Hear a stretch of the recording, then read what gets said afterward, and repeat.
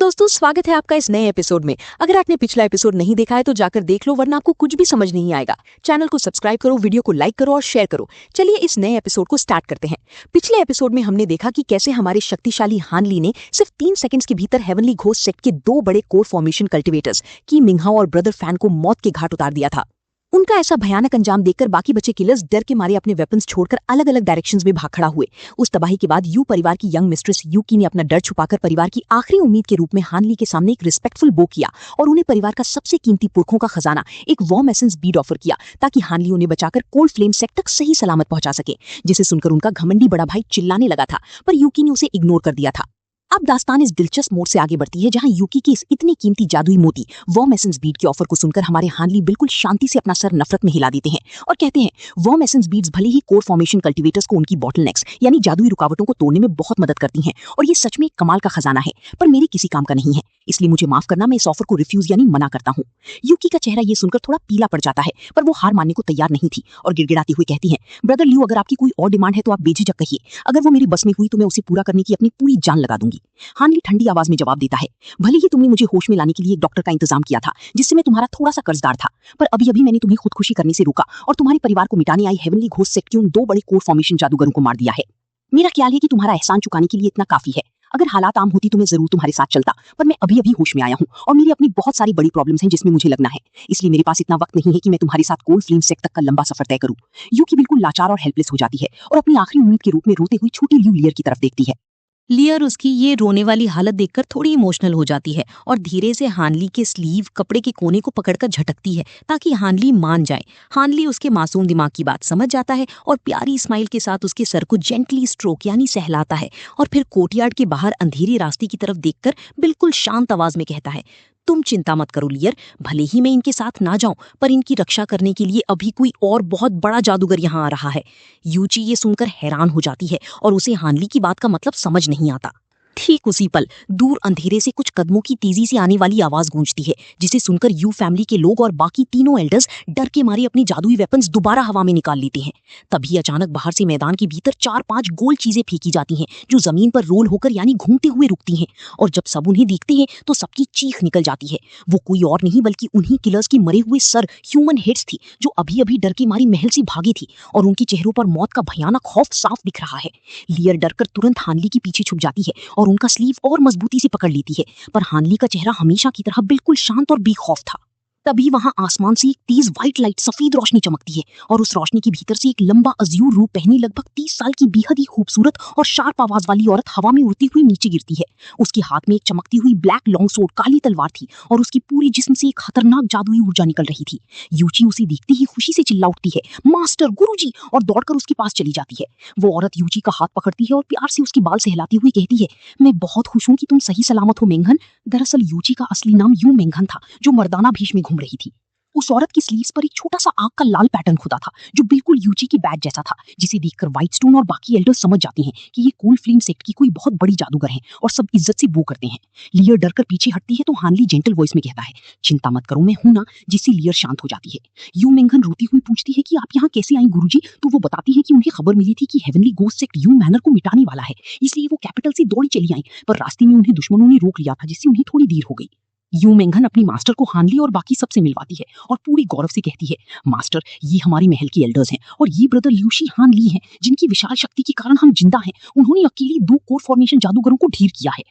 हानली मुस्कुराकर यू मिंगहान से कहता है, मेरा असली नाम हानली है, ल्यूशी तो बस मैंने ऐसे ही रख लिया था। वो औरत अपना इंट्रो देती है, मैं कोल्ड फ्लेम सेक्ट की गू यून युए हूँ। मेरी डिसाइपल की जान बचाने के लिए आपका शुक्रिया फेलो डाउस्ट हान। मे आई आस्क, क्या मैं जान सकती हूँ कि आप किस सेक्ट से बिलोंग करते हैं? और वो अपनी कोर फॉर्मेशन से भी ऊंची मिड नेसेंट सोल स्टेज की भयानक जादुई दृष्टि से हानली को रीड करने की कोशिश करती है। उस दृष्टि के कारण व्हाइट स्टोन और बाकी एल्डर्स की स्किन पर सुइयां चुभने जैसा दर्द होता है, पर जब वो दृष्टि हानली पर पड़ती है तो गू यून युए के होश उड़ जाते हैं, क्योंकि हानली के जिस्म से कोई मैजिक संचार नहीं दिख रहा था और उसकी स्पिरिचुअल सेंस हानली के भीतर झांक भी नहीं पा रही थी। हानली शांति से कहता है, मैं किसी सेक्ट से नहीं हूं, मैं बस एक आम वेग्रेंट कल्टिवेटर, भटकता हुआ जादूगर हूं। मैंने बस अपना कर्ज चुकाया है। गू यून युए हैरान होती है, क्योंकि एक आम भटकते हुए जादूगर के पास नेसेंट सोल स्टेज जैसी ऊंची शक्ति होना लगभग इम्पॉसिबल था। वो बिना ज्यादा पूछताछ किए यू मिंगहान से कहती है कि अब ये देश हेवनली गोस्ट सेक्ट का हो चुका है, इसलिए हमें अभी निकलना होगा। यू मिंगहान उसे ची मिंगहाओ की लाश के पास ले जाती है तो गु यूनयुए डर कर चिल्लाती है, ये तो ची मिंगहाओ है, इसको किसने मारा? मिंगहान बताती है कि इसको ब्रदर हान ने मारा है। तो गु यूनयुए का चेहरा गहरा पड़ जाता है और वो बताती है कि इसका दादा कोई और नहीं बल्कि हेवनली गोस्ट सेक्ट का सबसे भयानक और घमंडी डीटी ट्रांसफॉर्मेशन कल्टीवेटर एल्डर ची है, जो अपने बच्चों के लिए किसी को भी मिटा सकता है। डीटी ट्रांसफॉर्मेशन स्टेज का नाम सुनते ही व्हाइट स्टोन और बाकी एल्डर्स के हाथ पैर डर से ठंडे पड़ जाते हैं, क्योंकि वो शक्ति बिना उंगली उठाए उन्हें राख कर सकती थी। हानली को इन सबसे कोई फर्क नहीं था। वो चुपचाप उस मरी हुए ब्रदर फैन की स्टोरेज बैग को उठाकर उसके अंदर के मटेरियल्स चेक कर रहा था। मिंगहान डरकर पूछती है कि क्या वो बड़ा दादा ची खुद बदला लेने आएगा? तो गु यूनयुए कहती है कि वो बहुत ऊंचे ओहदे पर है, इसलिए एक पोते के लिए खुद सेक्ट से बाहर नहीं आएगा, पर वो ढेर सारी शक्तिशाली डिसाइपल जरूर भेजेगा, इसलिए हमें अभी के अभी कोल्ड फ्लेम सेक्ट निकलना होगा। यू मिंगहान पूछती है कि क्या मेरा परिवार भी मेरे साथ चल सकता है? तो गु यूनयुए साफ मना कर देती है और कहती है, नहीं मिंगहान, हमारा कोल्ड फ्लेम सेक्ट आम मॉर्टल्स इंसानों को अपने भीतर आसरा नहीं देता। तुम्हारा परिवार एल्डर्स की रक्षा में नॉर्थ ईस्ट में मौजूद क्रीक नेशन, जो अभी भी हमारे सेक्ट के अंडर है, वहां जाकर छुप सकता है। यू परिवार के लोग और बड़ा भाई डर के मारे चिल्लाने लगते हैं कि हमें छोड़कर मत जाओ, पर यू मिंगहान उसे डांट कर चुप कराती है और अपनी मास्टर से पूछती है कि क्या क्रीक नेशन में वो सेफ रहेंगे। गो यून ये समझाती हैं कि रूल्स के मुताबिक जब यू मिंगहान ऑफिशियली उनके सेक्ट की इनर कोर डिसाइपल बन जाएगी तो दुश्मन उनके परिवार पर हमला नहीं कर सकते, वरना ये इस रेल्म का सबसे बड़ा पाप माना जाएगा और मिंगहान को उनके परिवार को मारने का बहाना मिल जाएगा। यू मिंगहान हाथ जोड़कर व्हाइट स्टोन और बाकी एल्डर्स से रिक्वेस्ट करती हैं कि उनके परिवार को क्रीक नेशन तक सही सलामत पहुंचने दें और फ्यूचर में वो उन्हें बड़ा इनाम दूंगी। तीनों एल्डर्स हानली की तरफ देखते हैं तो हानली मुस्कुराकर व्हाइट स्टोन से कहता है, फेलो डाविस्ट व्हाइट स्टोन, तुमने इतने साल यू मैनर की सेवा की है तो तुम्हारा फर्ज बनता है कि तुम इस सफर में इनके साथ जाओ। व्हाइट स्टोन हानली के डर से फोर्स्ड स्माइल के साथ मान जाता है और यू परिवार के लोग रात के अंधेरे में ही अपना सारा खजाना लेकर क्रीक नेशन की तरफ निकल जाते हैं। हानली ची मिंगहाओ का स्टोरेज बैग भी उठाकर अपनी जेब में रख लेता है और बाकी किलर्स का सारा माल व्हाइट स्टोन और बाकी एल्डर्स खुशी खुशी बटोर लेते हैं। गो यून ये हानली के पास आती है और पूछती है, आपका आगे क्या प्लान है फेलो डाविस्ट हान? आपने ची मिंगहाओ को मारा है, इसलिए दुश्मन आपको बहुत जल्द ढूंढ निकालेंगे। हानली ठंडी आवाज में कहता है, मैं तो बस यहाँ भटकते हुए आया था, अब दुश्मनी हो गई है तो मैं कहीं दूर निकल जाऊंगा। गो यून ये कहती है, हेवनली गोस्ट सेक्ट की पकड़ बहुत दूर तक है, इसलिए आपका बचना आसान नहीं होगा। अगर आपको कोई एतराज ना हो तो क्या आप हमारे कोल्ड फ्लेम सेक्ट में गेस्ट एल्डर, मेहमान जादूगर के रूप में शामिल होना चाहेंगे? हमारा सेक्ट आप जैसे पावरफुल जादूगरों का हमेशा स्वागत करता है और मैं खुद उन्हें आपका नाम रेफर करूंगी। यू मिंगहान भी खुश होकर कहती है कि अगर आप चलेंगे तो सिस्टर लेयर को भी बहुत फायदा होगा।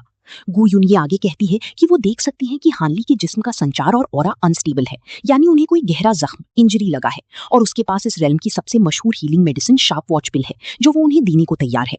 दरअसल गु यून ये को डर था कि रास्ते में उन पर हमला हो सकता है और हानली जैसा शक्तिशाली साथी उनके बहुत काम आएगा। हानली थोड़ा सोचता है और लियर से पूछता है कि क्या वो चलेगी, तो लियर कहती है कि आप जो कहेंगे मैं वही करूंगी। हानली मुस्कुराकर उसके सर को सहलाता है और गु यून ये से कहता है, ठीक है सेलेस्टियल मेडन गु, आप मुझे अपने सेक्ट में ले चलिए, पर क्या मुझे वो शार्प वॉच पिल अभी मिल सकती है? गु यून ये खुश होकर बिना देर की एक वाइट जेड वायल, सफेद शीशी हानली को थमा देती है, जिसे चेक करके हानली अपना सर हिलाते हैं। हनली थोड़ा सोचता है और लेयर से पूछता है कि क्या वो चलेगी, तो लेयर कहती है कि आप जो कहेंगे मैं वही करूंगी।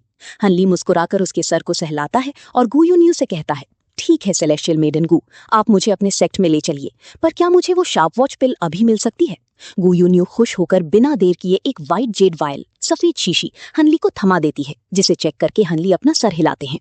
फिर गु यूनियू आसमान में एक 40-50 फीट लंबी चमकती हुई सफेद स्पिरिट आर्क जादुई कश्ती बुलाती है, जो क्रेसेंट मून यानी आधे चांद के डिजाइन की थी और जिस पर अज्यूर रंग के जादुई पैटर्न्स चमक रहे थे। हनली लेयर का हाथ पकड़कर उस कश्ती पर सवार होता है और यू मेनहन भी उनके साथ बैठ जाती हैं। गु यूनियू जादुई मंत्र पढ़ती है, जिससे वो स्पिरिट आर्क एक व्हाइट स्ट्रीक यानी सफेद रोशनी की रफ्तार से आसमान को चीरते हुए दूर निकल जाती है, जहां से अब हमारे हनली की कोल्ड फ्लेम सेक्ट के भीतर और इस पूरे इमॉर्टल रेल्म में अपनी खोई हुई विशाल ताकत को दोबारा पाने का एक बेहद ही अद्भुत और रोमांचक नया चैप्टर शुरू होने वाला है।